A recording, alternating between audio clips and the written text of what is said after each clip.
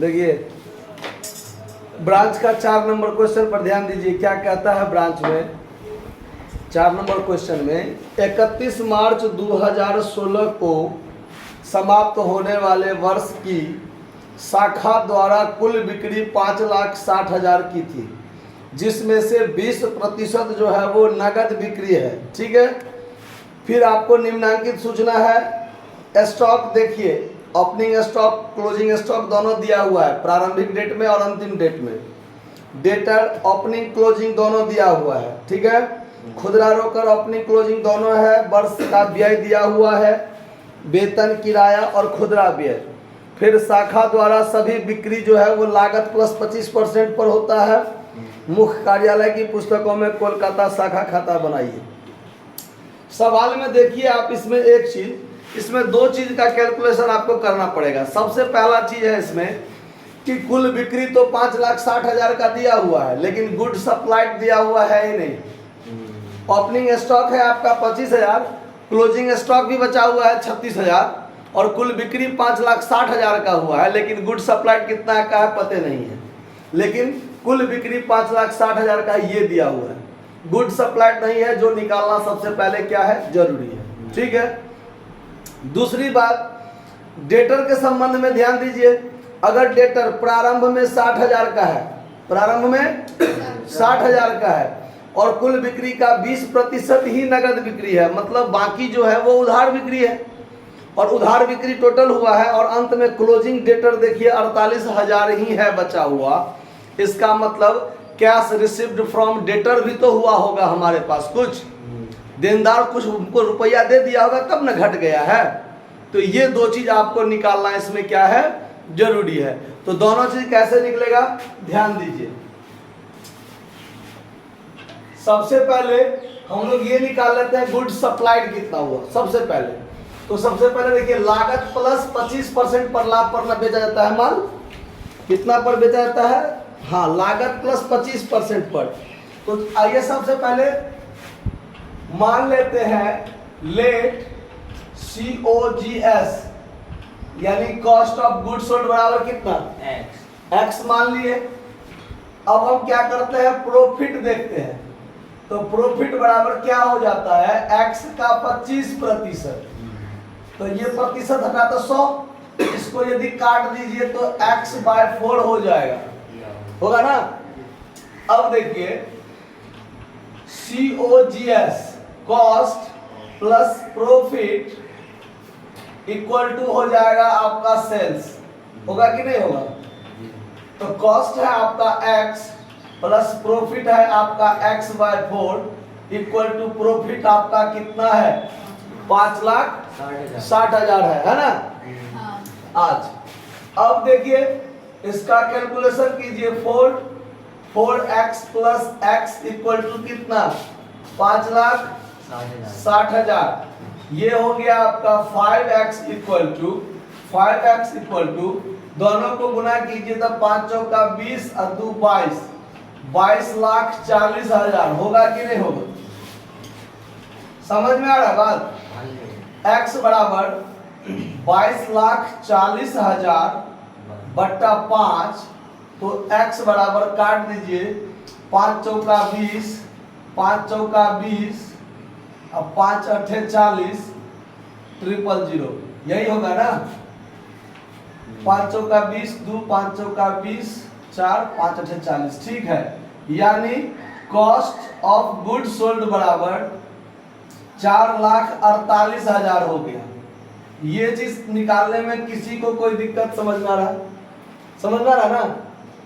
अब आइए, अब क्लोजिंग स्टॉक निकालने वाला हम आपको सूत्र बताए थे कि cost of good sold, cost of, चूंकि कॉस्ट ऑफ गुड सोल्ड बराबर opening stock plus good supplied minus closing stock होता है ना। क्लोजिंग स्टॉक आपका दिया हुआ है, ओपनिंग स्टॉक दिया हुआ है, कॉस्ट ऑफ गुड सोल्ड आपको निकल गया है, तो ये निकल जाएगा कि नहीं निकल जाएगा। इसीलिए अब यहाँ पर देखिए, अगर इसको हम यहाँ कर ले GS बराबर गुड सप्लाइड बराबर, तो ये आपका opening stock minus closing stock, और ये इधर जाएगा तो माइनस में क्या हो जाएगा, नहीं, गड़बड़ा दिए, 1 मिनट। इस 16 को इधर ला, इसको माइनस में नहीं ना ले गए हैं, माइनस में नहीं ना ले गए हैं, मतलब ये दोनों इधर जाएगा, ये दोनों इधर जाएगा, तो हो गया COGS cost of good sold plus closing stock और माइनस ओपनिंग स्टॉक। आया समझ में बात? ये चीज समझ में आया कि नहीं आया? सो बोलिए।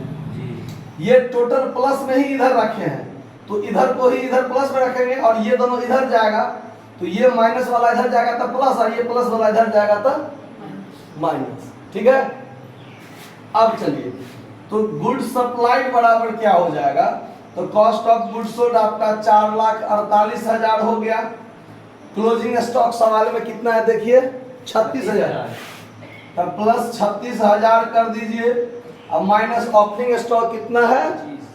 25,000, 25,000।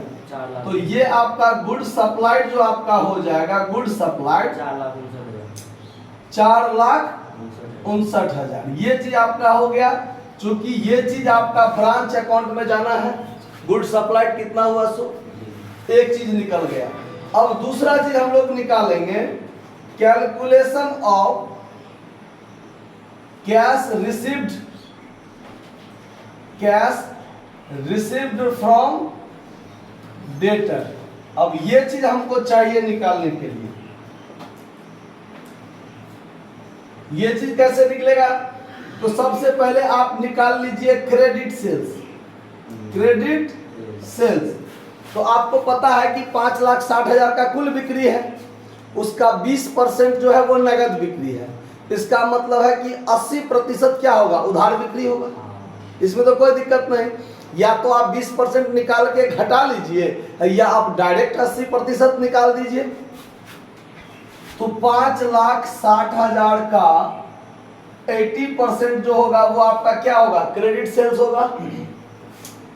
यहां निकाल लीजिए, 1 0 से ये कट गया, ये से ये कट गया, 8 5 6 40, 4 8 6 48, 4,48,000 का ये भी हुआ आपका। मतलब अभी क्रेडिट सेल्स आपको चाहिए क्या? Cash received from debtor.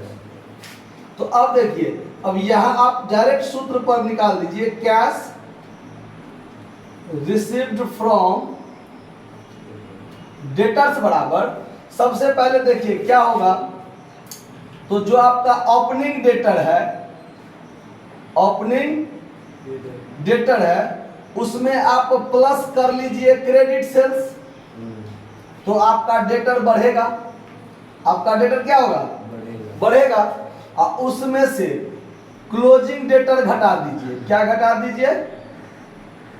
Closing debtors घटा दीजिए, क्योंकि जो बचा हुआ है वो नहीं दिया, बाकी क्या किया होगा? समझ में दिक्कत आ रहा है आपको? ओपनिंग डेटर जो है पहले से, आपने जितना उधार माल बेचा उसको आप जोड़ लीजिए, तो टोटल डेटर हुआ। उसमें से क्लोजिंग डेटर जितना बचा हुआ है वो आप घटा दीजिए। इसका मतलब बाकी डेटर क्या किया होगा? हमको रुपया दे दिया होगा। तो यही चीज यहां निकल जाएगा। तो यहां देखिए क्या होगा, आपका ओपनिंग डेटर कितना है वो देखिए, 60,000 का है opening debtor, 60,000 plus 4,48,000 credit sales और माइनस क्लोजिंग डेटर कितना है? 48,000, 48,000। तो यहाँ टोटल कितना हो जाएगा? 4 lakh. Cash received from debtor 4 lakh. कोई दिक्कत हुआ? अब आइए, अब यहां से यहां तक आपका वर्किंग नोट हो गया। अब यहां बनाइए आप in the books of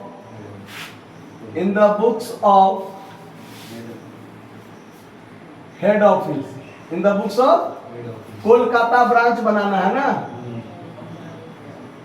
Kolkata branch account for the year ending दिया हुआ है 31/3/2016 फॉर द ईयर एंडिंग 31/3/2016।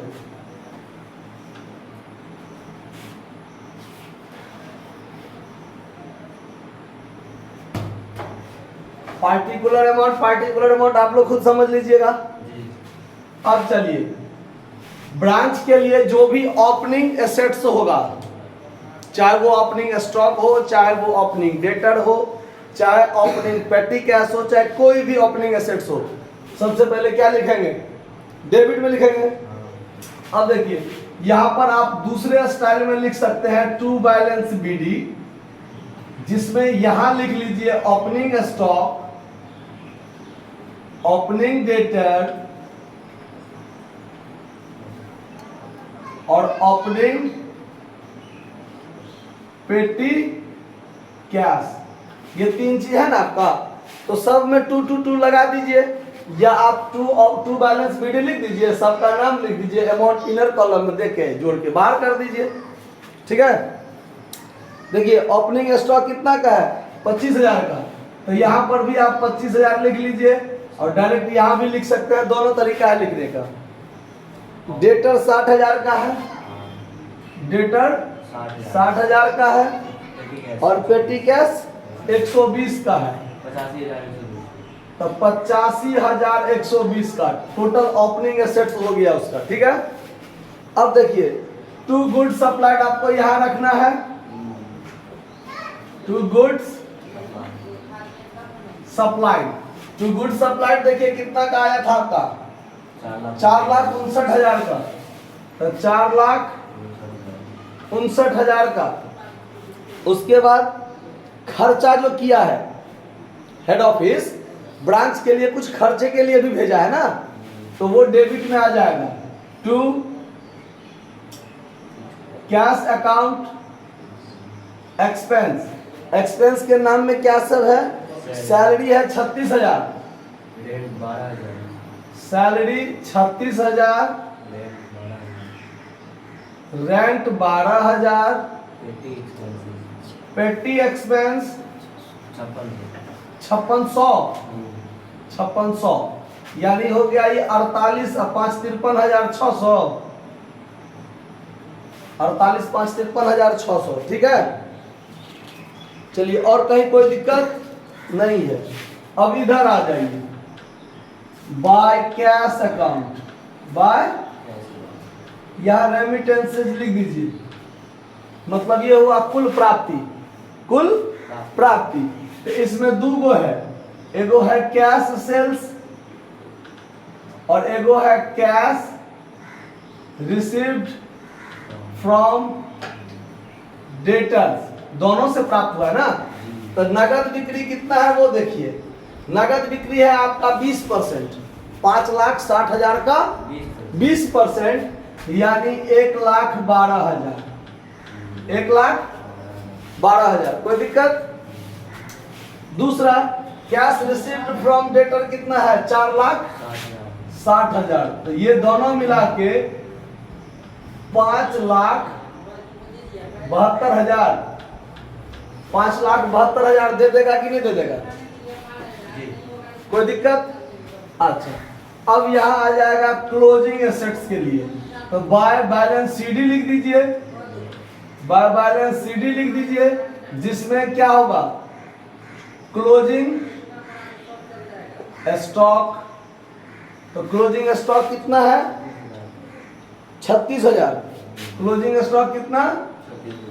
यही लिख दीजिए 36,000। उसके बाद क्लोजिंग डेटर, क्लोजिंग डेटर कितना है?